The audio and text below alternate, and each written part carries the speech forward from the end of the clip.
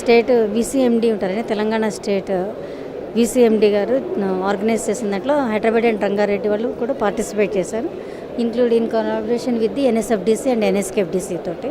అంటే వాళ్ళ ఎన్ఎస్ఎఫ్డిసి దాంట్లో వాళ్ళ స్కీమ్స్ ఏవైతున్నాయో వాళ్ళు ప్రొజెక్ట్ చేస్తున్నారు.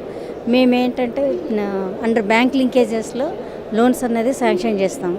60% of the unit cost or 1 lakh whichever is less. అంటే మ్యాక్సిమం లిమిట్ 1 lakh వరకు సబ్సిడీ అనేది మా కార్పొరేషన్స్ నుంచి మేము శాంక్షన్ చేయడం జరుగుతుంది. అవి కూడా అన్ని ఆన్లైన్ సిస్టంలోనే ఉంటుంది అవన్నీ కూడా. ఇప్పుడంటే నిన్ననే మాకు ఒకటి జియో ఒకటైతే ఇష్యూ చేశారు గవర్నమెంట్ తెలంగాణ.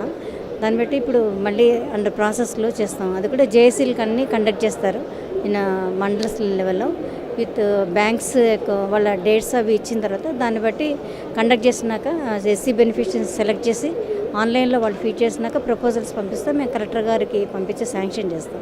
అవి చేసిన తర్వాత మళ్ళీ 2 అకౌంట్స్ అనేది ఓపెన్ చేస్తారు వాళ్ళు. ఆన్లైన్లో వాళ్ళకి బ్యాంక్ అకౌంట్స్ క్రెడిట్ అయినాక విత్